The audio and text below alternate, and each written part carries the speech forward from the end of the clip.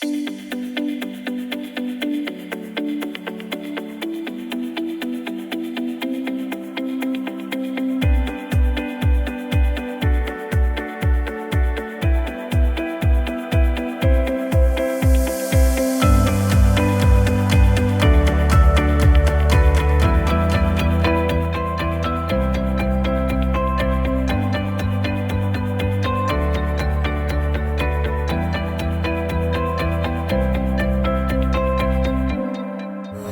are watching Darasa Online. Hi students, and welcome to Darasa Online.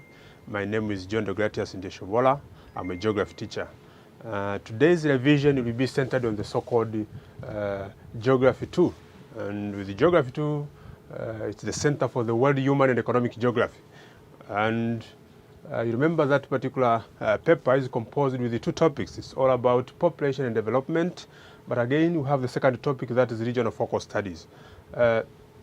But for today's revision, it will be centered on the first topic, which is all about population and development. Population and development. And we will be specifically reviewing the fourth subtopic. The fourth subtopic. And this is all about the so-called the population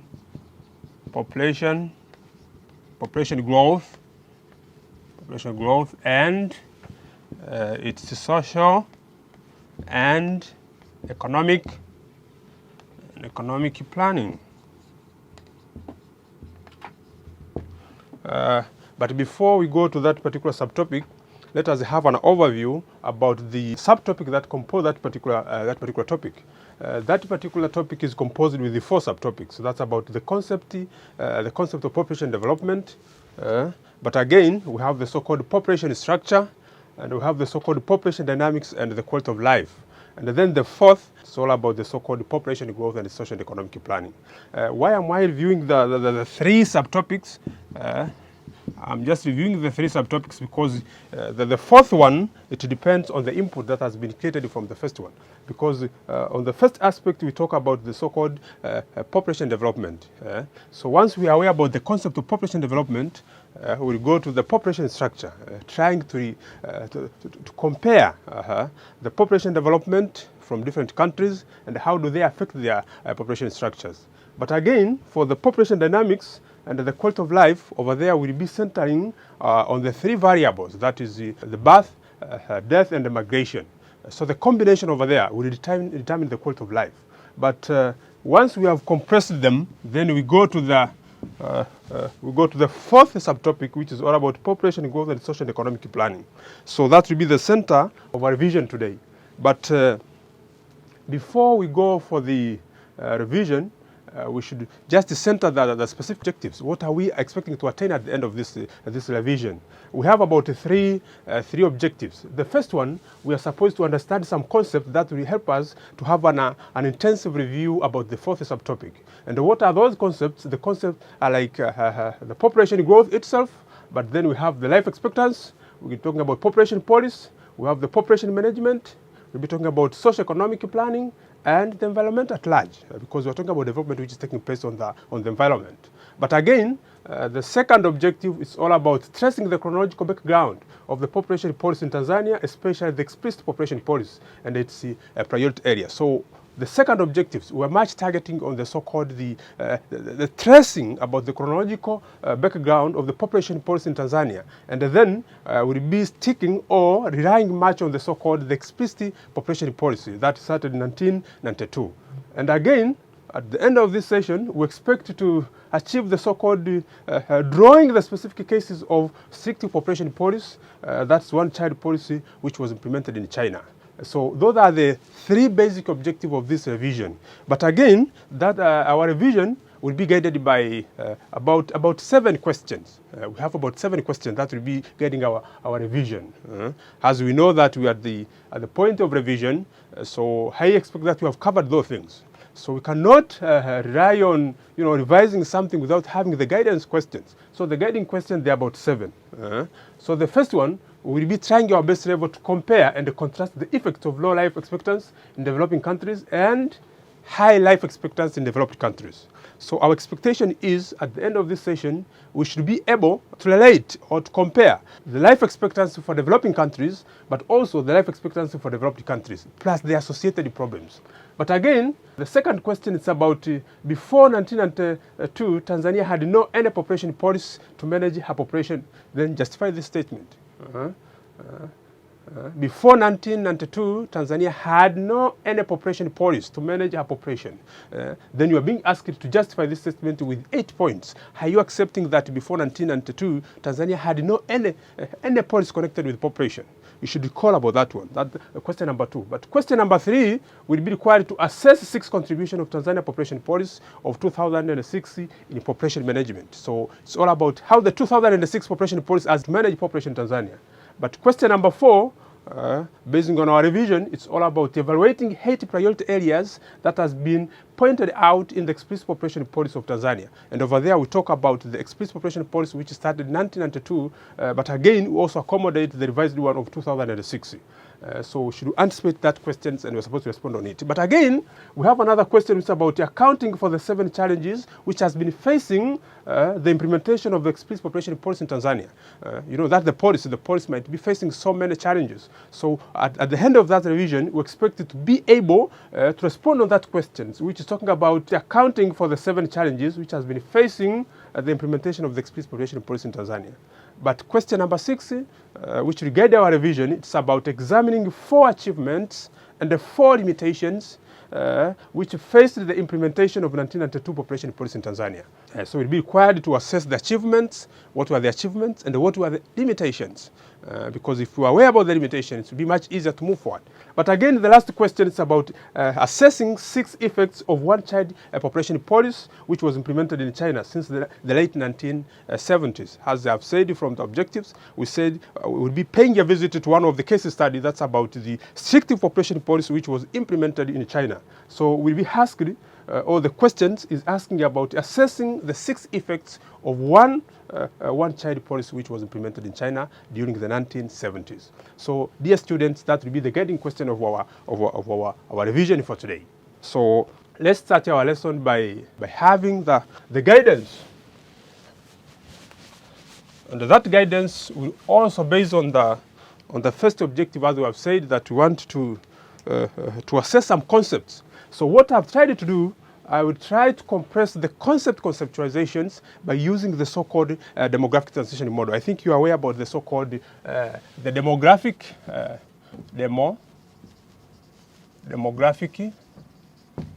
transition model.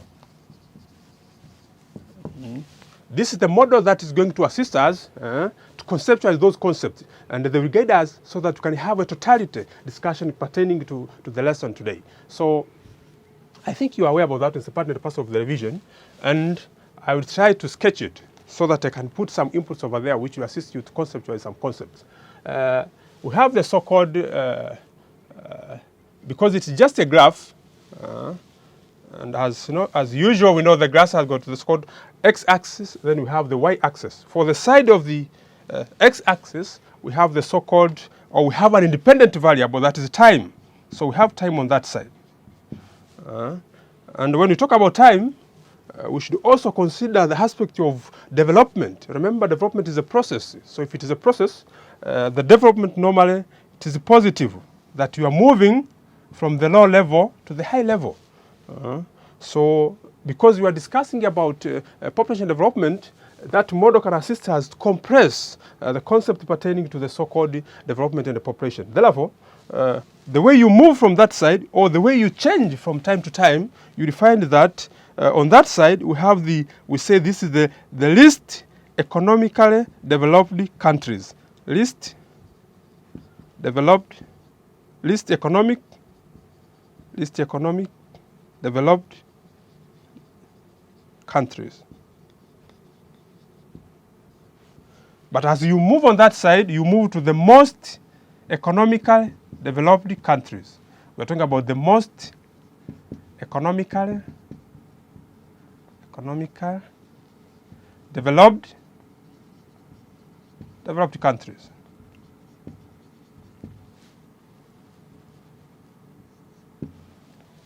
But again, when you come up to the y-axis, we have the so-called the population. So over there, we are talking about the populations, or we measure the populations by using that model based on the so-called, we say this is the population, the population. But with the demographic transition model, I think, remember, it's just talking about two variables, and that's about the so-called natural population dynamics. That is birth. So we'll be using the birth rate and death rate. Death rate per 1,000 people. So the population is increasing, or as the population increases, you find the following. So when it's moving from the, when it's at the low stage, find that we're talking about the so-called low birth rate or low death rate. But again, you have the high death rate or high birth rate. That's how the graph is. But then that demographic transition model has also positioned the development that it is passing through different stages. So we have the first stage, which is all about the first stage, and I think we know this. We say this is high fluctuation. High fluctuation. Then we go to the second stage, which is L. This is the L expansive. That's the second stage. And then we go to the third stage. The third stage, which is all about late expansive. Late expansion. That's the third stage. And then we go to the fourth stage, which is all about, we say this is low fluctuation. And then we go for the fifth stage, which is questionable according to that model. It's not known. It's not known what will happen. So what I will do over there, I will use the blue. I use the blue color for birth rate. And I will use the black color for death rate. So at the first stage, or at the head level of development, you find that there is a high. You find that there is a high death rate, high birth rate.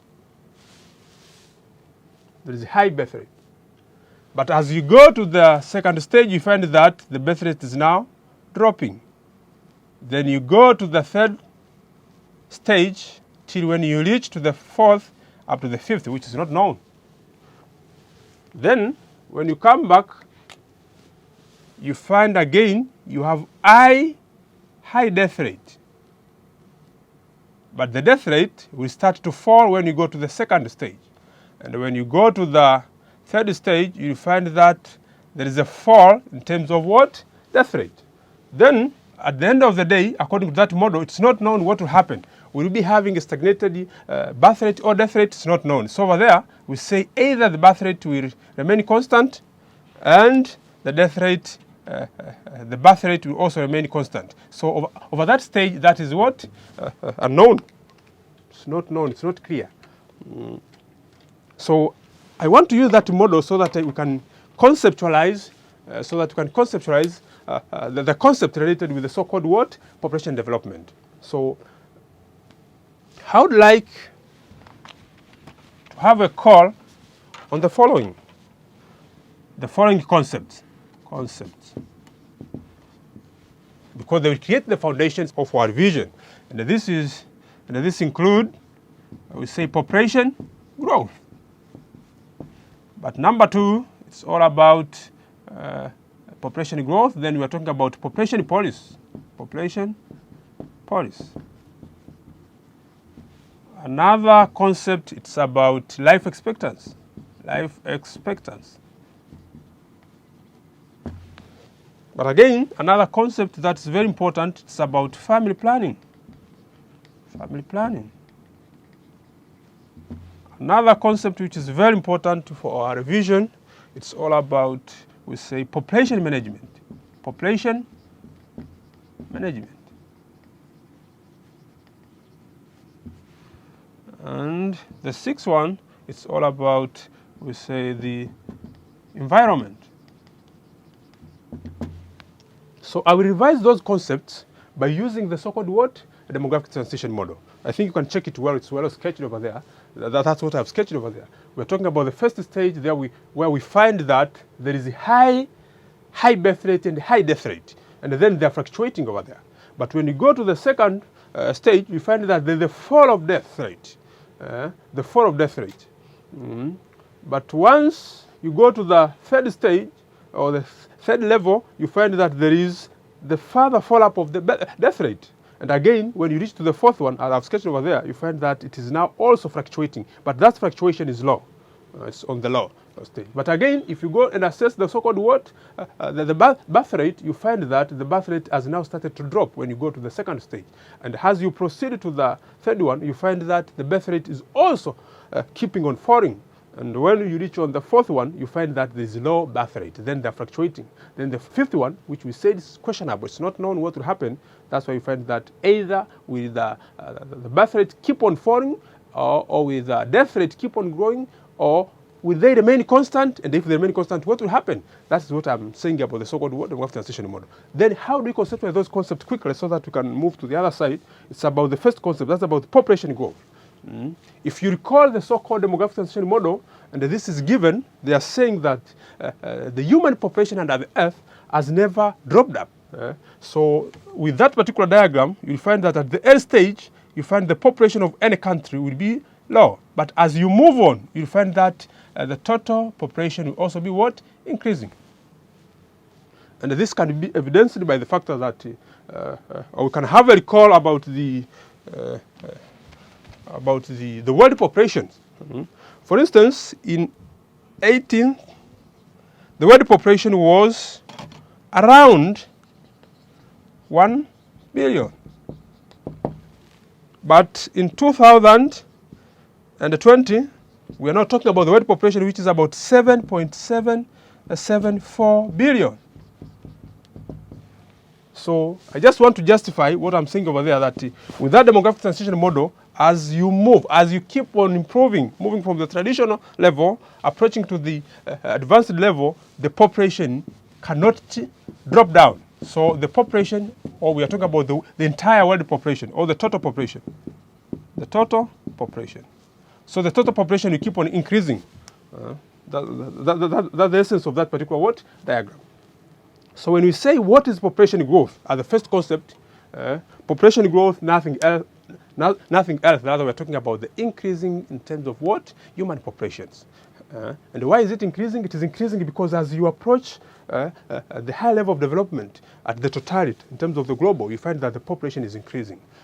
So the population growth is all about the what? The increasing in the human populations. But again, you can talk about the population policy. Why are we talking about the population policy? We talk about the population policy because we have seen that the population is not decreasing. The total world population is not decreasing. It is increasing. So we need to come up with the statement of intention on how are we going to address the so-called what? Population. And this is a call for each country to come up with a population policy so that it can manage its own populations. And we have a revision later on connected with the background about population policy in Tanzania. So the population policy, nothing else, rather it's about the statement of intentions, which is intending to control the populations. And that population policy can either be explicit or implicit. We have further review on that. But then we have another concept that's about life expectancy. With life expectancy, nothing else, rather we are talking about the average number of years that a person is expected to live. And the average number of years that a person is expected to live also is determined by the way you are moving from the lower level to the high level. The assumption is, if you go to the developed countries, you will find that they have high life expectancy. But when you come to the side of developing countries, you find that they have low life expectancy. So if you call the first question that we have said over there, if you call the first questions, which we said is all about comparing and contrasting the effects of low life expectancy in developing countries and the high life expectancy in developed countries, that's what we are talking about. That's the essence. So the model will support us that when you are still on the tradition, on the early stage of development, obvious, you'll be having what? Low life expectancy. But as you approach, as you advance, you find that the average number of living will also be increasing. Let me give you some data that will support that, that argument. For the life expectancy, we have, let's trace the following. Then we have 2018, and we have 2020. And over there, I will try my best level to use the following countries. I will use Tanzania. Let's take an example of Tanzania. And Tanzania is found on the part of the developing countries because we have not developed. Why am I saying so? If you cross-check our population structure, it will give you the information that have we developed or not developed. We'll check it later. So Tanzania in 2017, the life expectancy was 60 years. But in 2018, the life expectancy for Tanzania has changed. Then it was 63 years. And then when you're talking about the current life expectancy for Tanzania, according to the World Health Organization, they're saying it's about 65 years. So you see, or you test that particular what? Demographic transition model. So the way you are moving from the traditional stage, approaching to the modern stage, we expect that there will be some changes. Therefore, it will also affect your what? Life expectancy. And that's why we see the data over there. But again, you can take an example of Japan. Japan is on the part of what? Developed countries. Japan in 2017, the life expectancy was 77 years. I have no clear data about 2018, but have the data for 2020. That's about 84 years. So you can compare there. So it means the developing countries, they have got low life expectancy when you compare with developed countries. But also, that life expectancy keep on changing from time to time. It's not something that is static. So the way you are moving, under normal circumstances, we expect that the life expectancy will also be what? Be changing. So that's what our concern. But again, according to the first question, we asked to compare the situations of low life expectancy in developed countries and the situations of high life expectancy in developed countries, which will also have an impact on the so-called what? The aged population. Because we know the effects of the aged populations. If you go to the developing countries, you'll find that for Tanzania it means we are facing the so-called what? At the base, at the base we have so many children. I will show you that. But again, when you go to a country like Japan, yes, good, they have high life expectancy, but they are facing from the so-called what? Aged population. And with aged population, it's associated with so many challenges. And I think we know, over there, you cannot be having the strong working force because you have a large number of people who are aged.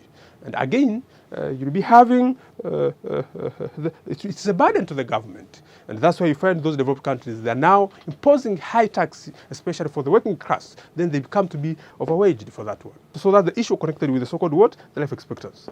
So for the first question, if you can recall, which was about comparing the situations of low life expectancy in developing countries and the high life expectancy for the developed countries, they have the associated effects. You should recall and make a comparison over there. But again, you have the so-called the family planning. Why are we talking family planning in relation to that particular what? A demographic transition model.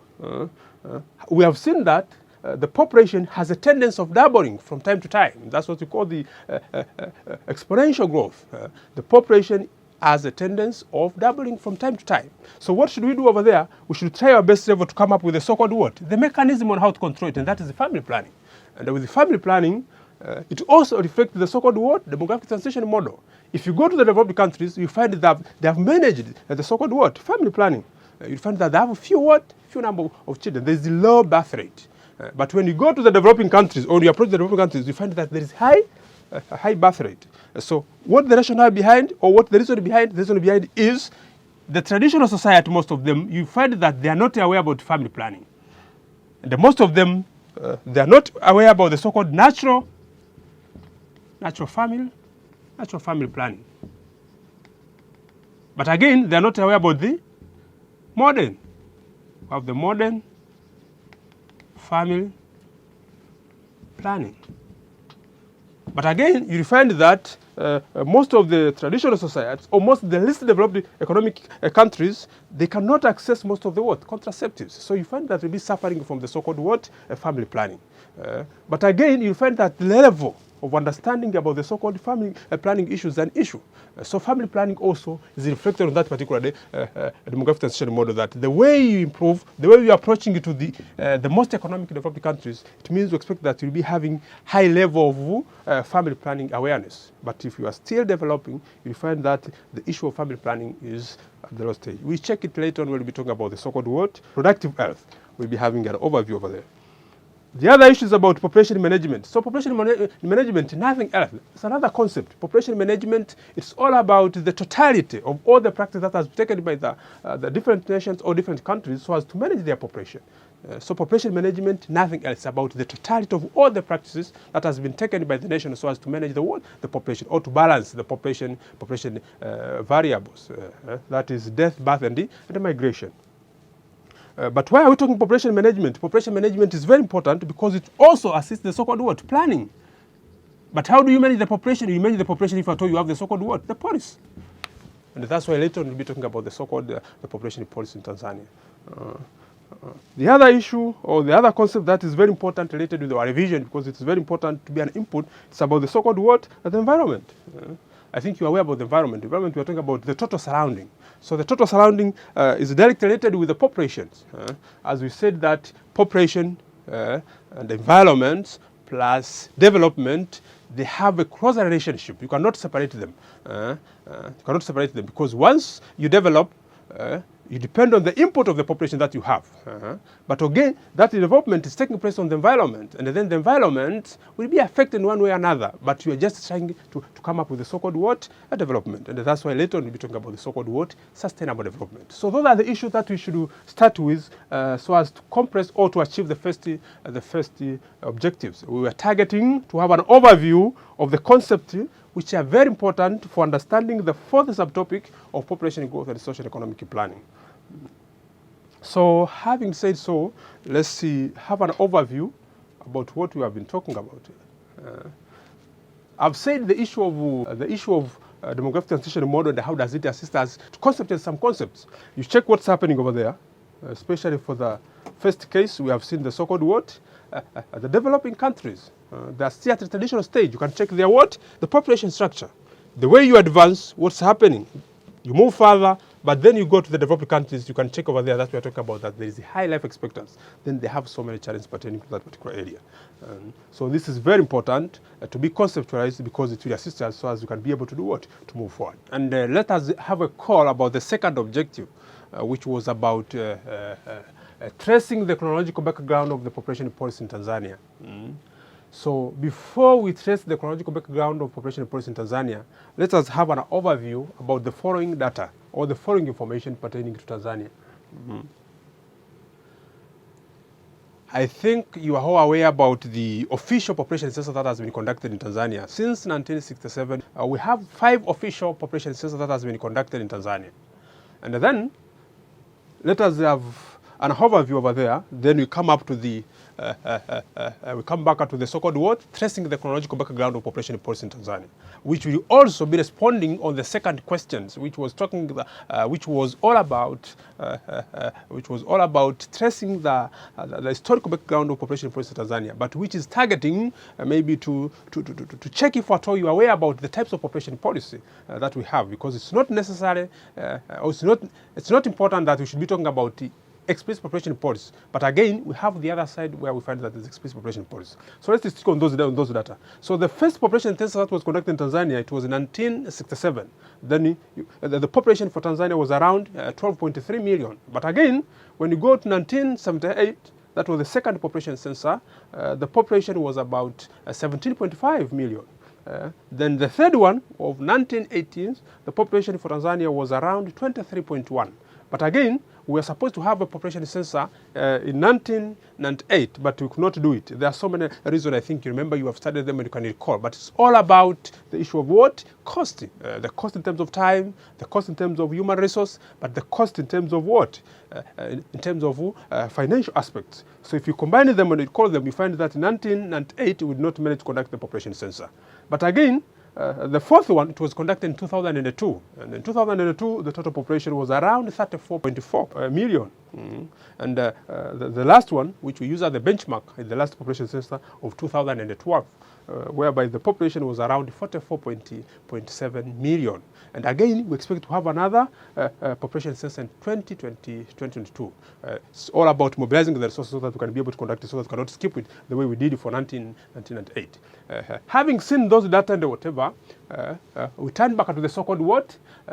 Is there a necessity of having the population policy? As we have said. So in 1967, you could not be talking about the issue of population issues because the number over there was too small. So the number of people over there was too small compared to the available resources. As we have said, for instance, we're talking about the area of Tanzania.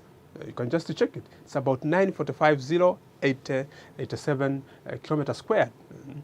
Remember, what we are talking about there is that the population is increasing, but the land or the total area for Tanzania is remaining to be the same. Therefore, what should we do? There's no way out. We have to come up with the so-called what? Population policy. So chronologically, when we trace the chronological background of Tanzania in terms of population policy, we have an overview. Or we should have an overview, or should we call about the types? We have the so-called the types of population. Types of population policy. We can come up with so many variables to define the types of population policy. But basically, we have the policies which are implicit population policy. But again, you can come up with another type of population policy that is what? Explicit population policy. So when you talk about implicit population policy over there, we are talking about the situation before 1992. So before 1992, in Tanzania, we are not having a clear written document talking about the population issues. And then we are talking that we are having the so-called what? Implicit population policy. But again, when you move from 1992, that's where Tanzania adopted the so-called what? Explicit population policy. And explicit population policy, I think you remember, we're talking about the clear documents stating the direction of the so-called what? Of the policy on how to manage the populations. So before 1992, we're not having that particular document. Though we had so many programs.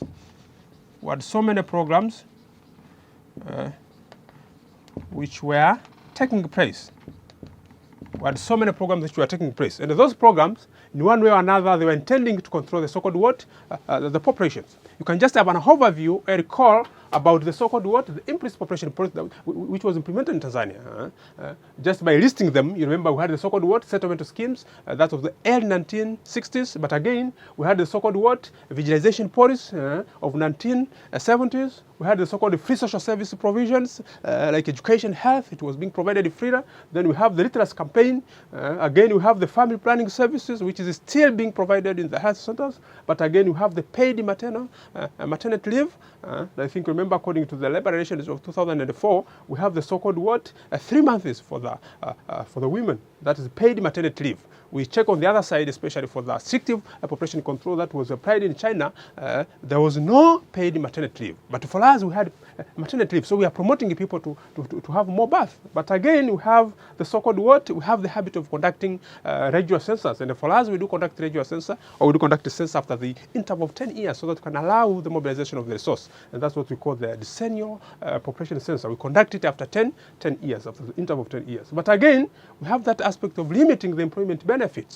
For instance, I think you have ABCD connected with the so-called what? National Health Insurance, where you have a limited number of children that are supposed to be considered.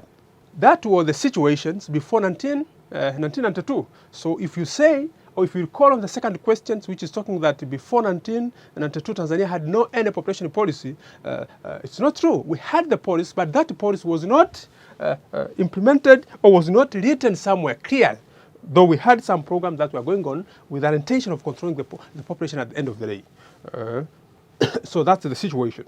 So if we reflect on question number 2, you can just respond on that, because we're having a population policy, though it was implicitly implemented. But then, after 1992, we come up with the so-called what? Explicit population policy. And with explicit population policy, nothing else, rather we're talking about a clear document. It's about a clear document which is stating the direction of the population, or which is stating the intention of the nations on how to manage the population.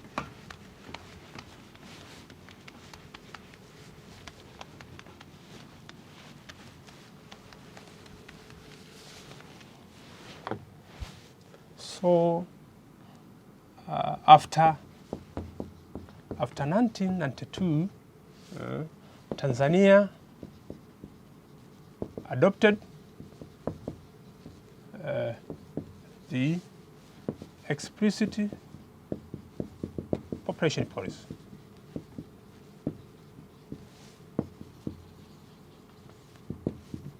And that policy was followed by the so-called the program for implementation. The program for its implementation.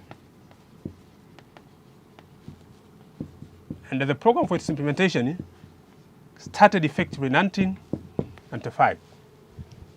So in 1995, we come up with a clear written document which is talking about the intention of the states on how to manage the population. But let us have an overview about the content of the 1992 population policy. And why am I saying so? We have traced the information or the data that has been given by the population census, which has been conducted in Tanzania. And then we have seen that the population of Tanzania is also what? It's also increasing. So if it is increasing, the total area that we have over there has never increased. So we should come up with a policy that will control that what? Increase the population, which we are talking about.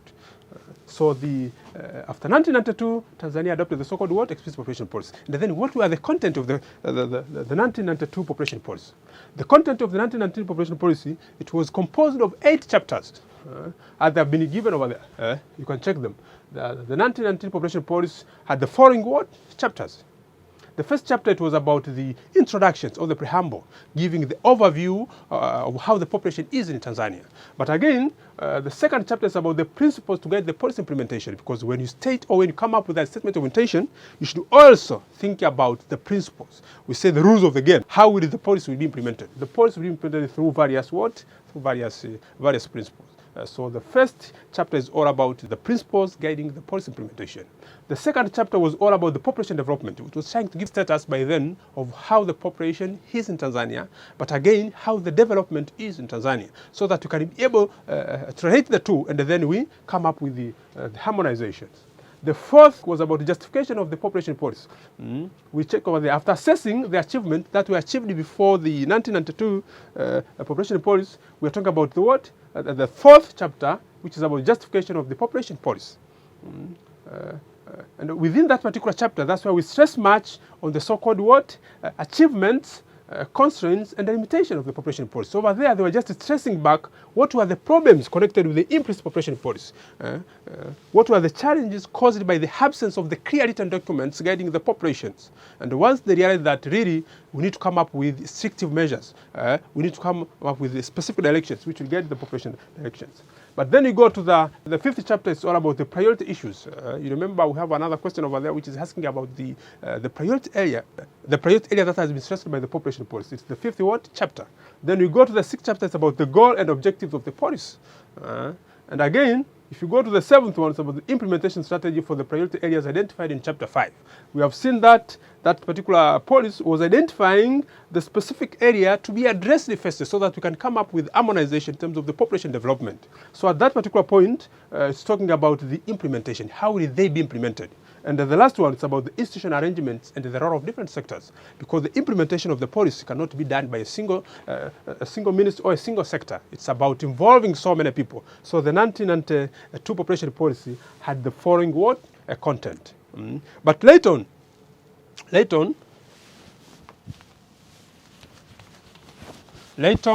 was a challenge.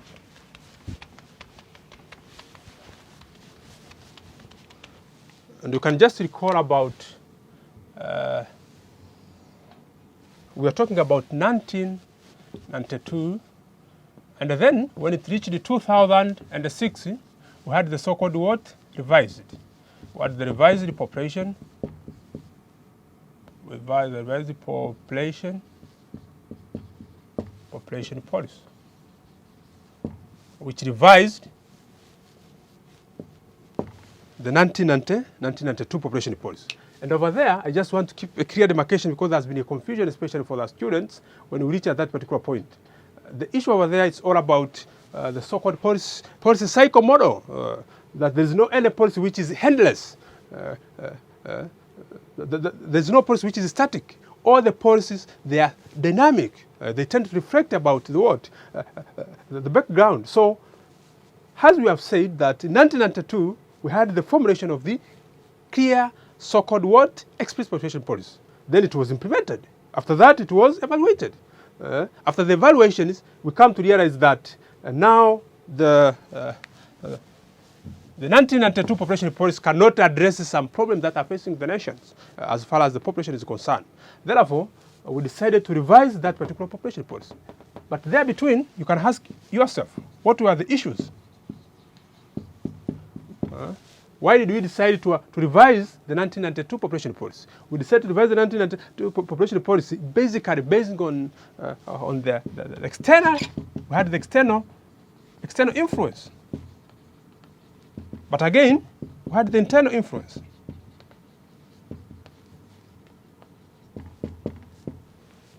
And with external influence over there, we are much talking about the so-called what was going on at the world level. You remember by then we are just moving from the so-called what? Central planned economy to market economy. To the market, it was now moving to the market economy.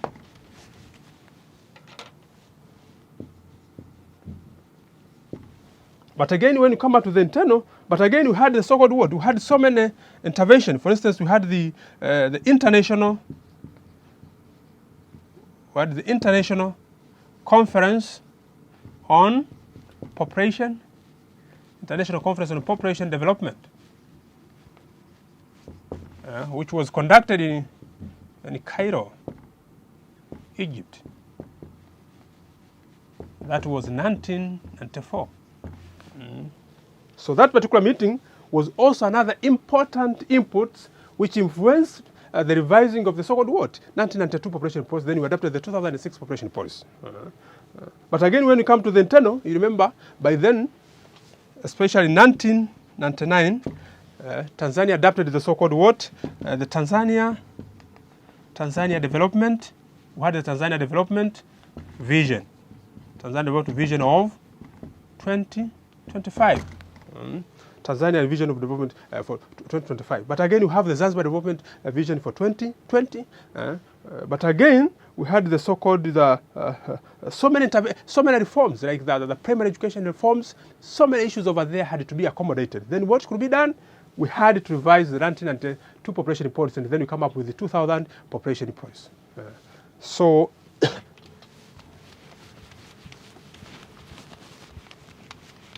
I will take you through let me take you through the 2006 population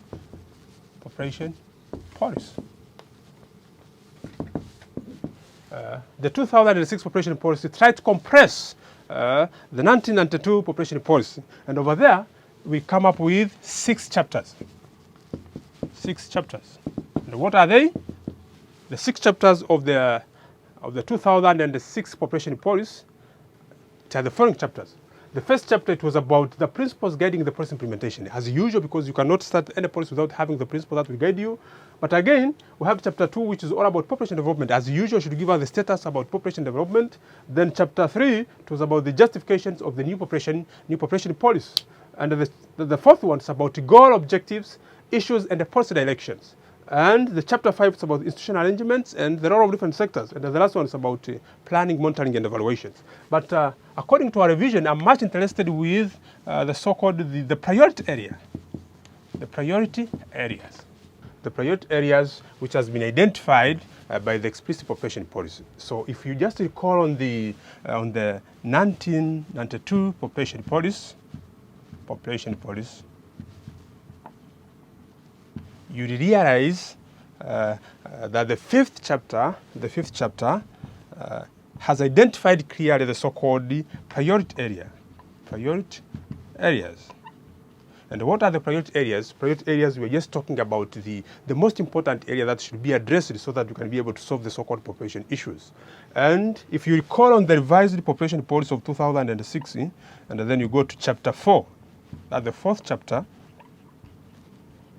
On the fourth chapter, that's where you find, again, there is a recalling about the same priority areas. So those priority areas has been identified in the revised population policy of 2006, basing on the so-called the goal, objectives,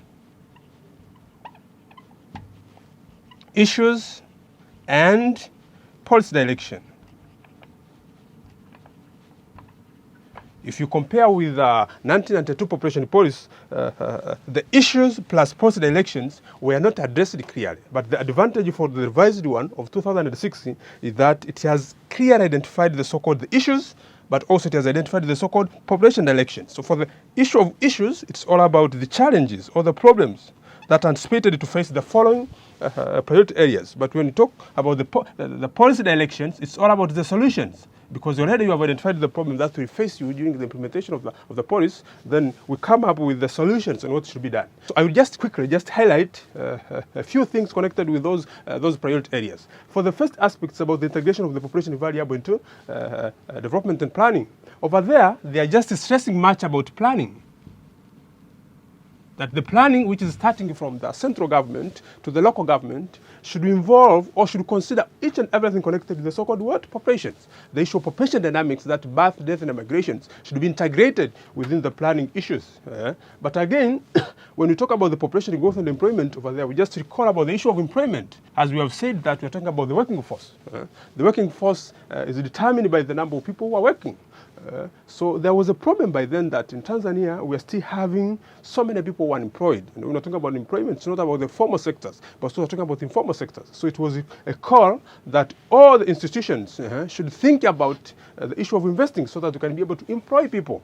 But again, for the aspect of the special group in the society, over there we consider about the three aspects. It's about, they're talking about the children. Children have been considered as a special group in the society, but again, we have the so-called what? Aged people. Aged people. You remember we said 65 above, this is considered as aged people. They are no longer productive. Most of them, they're tired.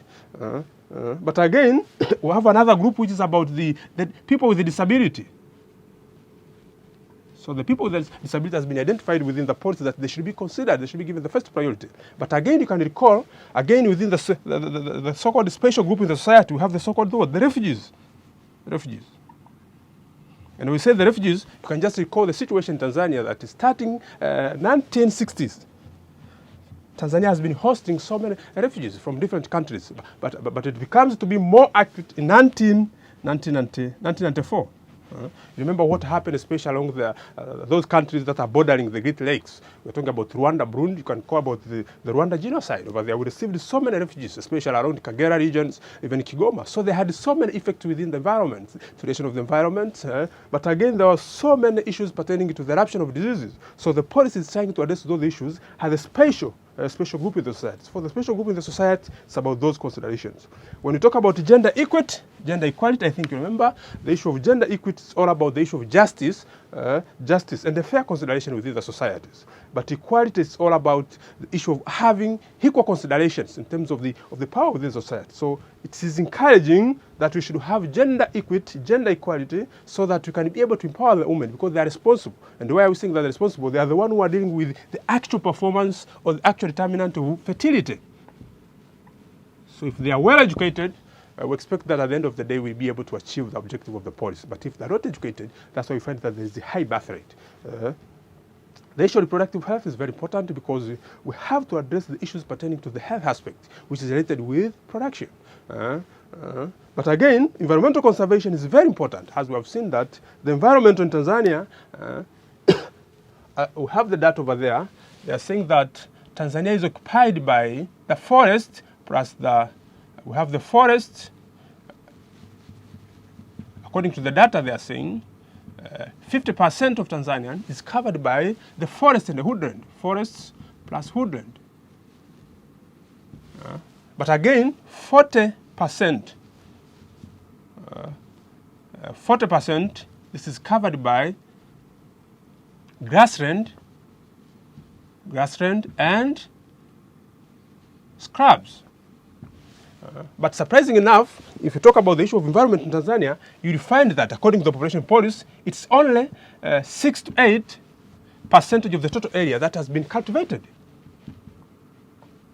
It has been cultivated. So if you compress over there, you find that we're still having a huge area in Tanzania which is not cultivated, and it's arable. So the policy was encouraging about the issue of conserving those environments in consideration with all the resources, being aquatic, with all the issues pertaining to the wetland. So those resources should be protected. And once we protect them, at the end of the day, we'll be able to support the future generations. But again, talking about the issue of cultivated area, again, we have the so-called agriculture, food, and nutrition. It's very important because if you don't have enough food, it's not easier to come up with healthy people or the healthy nations. So the policy is clear and stating or stressing about the issue of agriculture, food and nutrition. On the issue of education, it's a call upon that the education should be provided. As we can recall about the historical aspect connected with the, we are saying the developing countries. Again, we are still having the challenge in terms of the education. For instance, you can say this is the primary level, and then we have the secondary level, the university level. It's a challenge also over there because of the education which is being provided over there. For instance, you can set the following data. I think it was 2004. They are saying the transition from the primary school to secondary school, it was about 36.1% of people who graduated from the primary school, they managed to go to the secondary school. So you can just recall about the remaining percentage. Where are they? So the policy was addressing that particular component that is to be taken care of so that we can be able to achieve the population policy. But last, again, data collection, processing, and storage, dissemination, training, and the research, it's very important. You can just recall about the so-called the population census that we do conduct in Tanzania. It takes time to process them. Why are we taking time? Are we taking long time? It's all about the issue of technology and the other issues pertaining to those issues. So it's very important to have the data that will assist us to make decisions. If we don't have the data which is reliable, which is clearly compressed, it's not easier to make decisions. But lastly, so as I said, it's about advocacy, information, education, and communications. The issue of advocacy, nothing else rather it's about the any activity which is done by the group or by the individual within the societies intending to influence the decisions about so many issues. So again, the policy is addressing the so-called advocacy. But for the attainment of that particular policy, there's no way out. We should avoid the so-called advocacy. So advocacy is very important, cutting across all the sectors, talking about the issue connected with population policy, integrating it into development, and at the end of the day, you will find that the development will be changing from time to time. And at the end of the day, we attain the so-called what? Sustainable areas. So you can just recall about question number 4, according to our reflective questions, the question number 4, which was talking about evaluating 8 priority areas that has been pinpointed within the population policy of Tanzania, or within the explicit population policy. Explicit population policy. As I said, explicit population policy started since 1992. That's when we started explicit population policy. So when you asked about the priority areas, as I've said, the 1992 population policy identified the priority areas on the 50 chapters. But again, when we come up to the revised one of 2006, also those priority areas were also clearly stipulated on what should be done so that we can harmonize the situations to have real development. So those are the issues pertaining to the so-called what? Explicit priority areas. When we give them priorities, automatically the policy will be attained, and again we will have managed to balance the so-called what? Population, environment, and development, and then we stay harmonious. But again, I just want to take you through the so-called the restrictive population policy. Restrictive population policy. We have the so-called restrictive. It's about the population, population control. Then you have restrictive. We have restrictive population policy. And over there, nothing else that we're talking about. We're just recalling about one-child policy. One-child policy. One-child policy, which was implemented in China during the 1970s. It's one of the cases that we can refer so that can assist us to have the so-called what? The general understanding about the policy, because we're talking about the policy. You can have a policy which is free or which is voluntary, but also you can have the policy which is very restrictive. When we talk about the population policy of one-child policy, we just recall about the situation in China before 1970s. Or during the 1970s. You can just have an overview concerning with, after the death of the so-called Mao Zedong, what happened. Before Mao Zedong in China, they used it to have the so-called what? Population policy, but that policy was voluntary. It was not having restrictive mechanisms. But later on, after his death, we have the so-called Huan Guofeng. He took up the office. Then he's the one who just stipulated clear what should be done so that control the populations. Then in 1978, when we come up with Deng Xiaoping, he's the one who came to power. And then he started to implement the restrictive measures which were written by Huan Guofeng. And then from there, we started with the so-called what? One-child population policy in China. But we can ask ourselves, what were the basic reasons? Why did they decide to come up with one-child policy in China? They decided to come up with one-child policy in China because they had three issues. The first one was about the issue of food. That was the food shortage, because the number of people was increasing. But again, they had the associated problems with populations. Take an example of social service provisions, the economic environment. But again, they had so many problems. So from there, they had to come up with the so-called what? The policy to control their populations. But also they had they wanted to limit population growth. How was it implemented? It was implemented through different strategies. The first strategy that they used, it was about the so-called what? The provision of positive incentives. When I say provision of incentive incentives, I think, remember, you can talk about the issue connected with healthcare, provision of loans, but again, they were being given the offer of accessing the better school if at all you manage to come up with or to manage to have one child. But again, they had the so-called provision of negative incentives. And when you say negative incentives, it means if you could not comply with that particular policy, you had to be given the penalty, or you had to be what? Penalized. Some pinch had to be falling upon you. That's what we call the provision of negative incentives. But again, they had regular inspections. They were passing through the village inspecting what's happening. They had exemptions, but again, they usually forced birth control measures. What were the limiting factors? The limiting factors included the so-called hiding the children, I think, remember. But again, they had the so-called what? Birth tourism. And when you say birth tourism, it means when somebody gets pregnant, he had to move from China. That was also another challenge for the Chinese. Then it was against the human rights. And lastly, we can talk about the challenge in terms of what? Of its implementation, especially in the rural areas. The impacts, it managed to control the population. So there was the decline in terms of the birth rate. Remember the introduction, we had the so-called demographic model. So it managed to control the populations. But again, there was a decline in terms of the population. They managed to control the populations of China. And again, the gender abuse was also another impact that resulted. But also, there was the so-called what? Shrinking, or the working force was affected. It was affected because there were so many things connected with it. But again, we have the domination of aged population, as we said from the beginning, that the aged population is a burden to the society or to the government. But again, there's harassment, and again, we end up with the violations of the human rights. But later on, Chinese decided to change, and then they come up with the so-called what? Relaxation policy, so that they can allow people to have more children.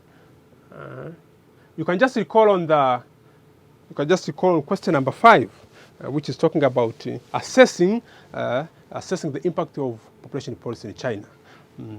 So, dear students, let us summarize our revision based on the following. I just want to make a recall. You can just recall about the set objectives that we had when we were starting that lesson, or we were starting that revisions. We said we just wanted to understand some concepts related with population development. I think we have done it. You can just recall and enroll them. But again, we said we are much targeting to the so-called what? Tracing the chronological background of population policy in Tanzania. And I think up to the moment you are aware that before 1992, we had a population policy, but that policy was not dialect having an influence. But later on, we come up with the so-called what? Explicit population policy. I think you know that's from 1992. And then the 1992 population policy survived almost for 13 years. Then in 2006, it was revised. And up to the moment, we expect maybe to change that particular population policy that's going to accommodate the situations. But again, we have managed to draw a specific example of one of the strictest population policies in the world, that is one-child population policy, which is implemented in China. You can just review it and check the strategies and the way how was it implemented. That marks the end of our session for today. But again, I just want to caution this because this is a continuation. So we'll be having another sessions connected with the fourth subtopic, which is all about population growth and socio-economic planning. Then the next sessions, please don't plan to miss it because over there we'll be targeting three things. The first things we'll be talking about the so-called, we'll be establishing the relationship among population, environment and development. That will be the first issue when we start the next sessions. But again, we'll be assessing the general population problems facing the African continent because we have an overview, and I think you know that Africa is huge. It has a vast land with a population density of about 45 people per square kilometers, but it still is facing so many problems. So we'll be having an overview connected with the population problems pertaining to African continent. And again, we'll be able to evaluate the environmental population problems or the problem caused by the populations, especially in the urban areas. And we'll be setting our example from Tanzanian context. That will be the next sessions that we'll be taking on or we'll be having. So dear students, plan not to miss it. And that marks the end of the session for today. Thank you. Have a nice day.